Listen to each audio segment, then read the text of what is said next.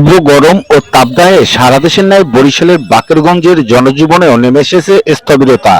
গরমের কারণে বিশেষ প্রয়োজন ছাড়া মানুষ ঘর থেকে বের হচ্ছেন না।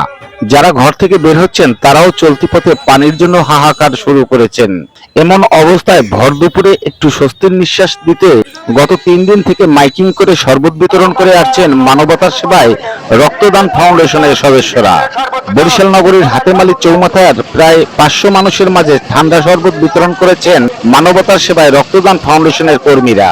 এছাড়াও গত 2 দিন বাকেরগঞ্জ বাস স্ট্যান্ড ও পাদ্রিশিবপুর ইউনিয়নের নিউ মার্কেট এলাকায় চলো তৃষ্ণা মেটাই স্লোগানে কার্যক্রম শুরু করা মানবতার সেবায় রক্তদান ফাউন্ডেশনের সদস্যরা জানিয়েছেন, মানবতার সেবায় রক্তদান ফাউন্ডেশনের উদ্যোগে আমাদের তৃতীয় দিনের মতো শরবত বিতরণীয় কার্যক্রম চলছে, যা চলমান থাকবে।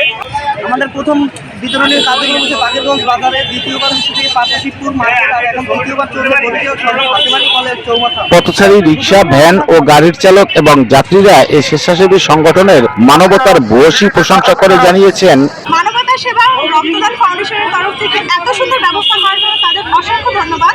এত তাপদাহের পথচারীদের জন্য এত সুন্দর ব্যবস্থা করার জন্য তাদের অসংখ্য ধন্যবাদ, এবং এই তাপদাহের জন্য তারা এই মানুষগুলো চালিয়ে যায়, এটাই তাদের কাছে তীব্র গরমের মধ্যে এই যে উদ্যোগটা নেওয়া হয়েছে, আলহামদুলিল্লাহ খুব ভালো একটা উদ্যোগ নেওয়া হয়েছে। আশা করি ভবিষ্যতে এমন উদ্যোগ যেন নেওয়ার প্রচেষ্টা আরও থাকে। আলহামদুলিল্লাহ। মানবতার সেবায় রক্তদান ফাউন্ডেশনের পক্ষ থেকে ফ্রিতে শরবত বিতরণ। অসহনীয় তাপদাহ যতদিন চলমান থাকবে এ কার্যক্রম ততদিন অব্যাহত থাকবে বলেও জানিয়েছেন মানবতার সেবায় রক্তদান ফাউন্ডেশনের সদস্যরা। বরিশালের বাকেরগঞ্জ থেকে জিয়াউল হকের পাঠানো প্রতিবেদনে স্মার্ট সংবাদ নিউজ ডেস্ক।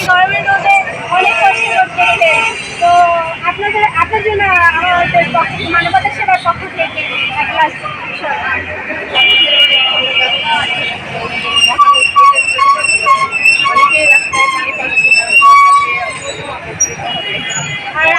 আপনাদের এই কর্মকাণ্ড আপনারা এত রোদে পুড়ে কাজ করতেছে, এর জন্য আমার পক্ষ থেকে আপনাদের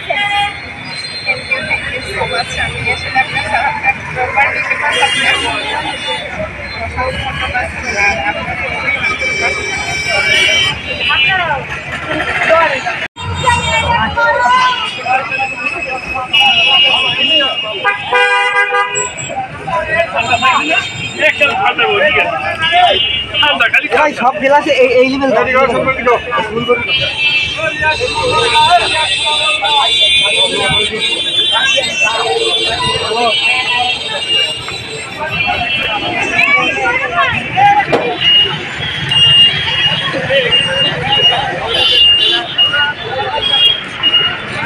বিতরণ, ফ্রিতে শরবত বিতরণ। মানবতার সেবায় রক্তদান ফাউন্ডেশনের পক্ষ থেকে ফ্রিতে শরবত বিতরণ, সবাই শরবত খান, মানবতার সেবায় রক্তদান ফাউন্ডেশনের পক্ষ থেকে ফ্রিতে শরবত বিতরণ, সবাই শরবত খান।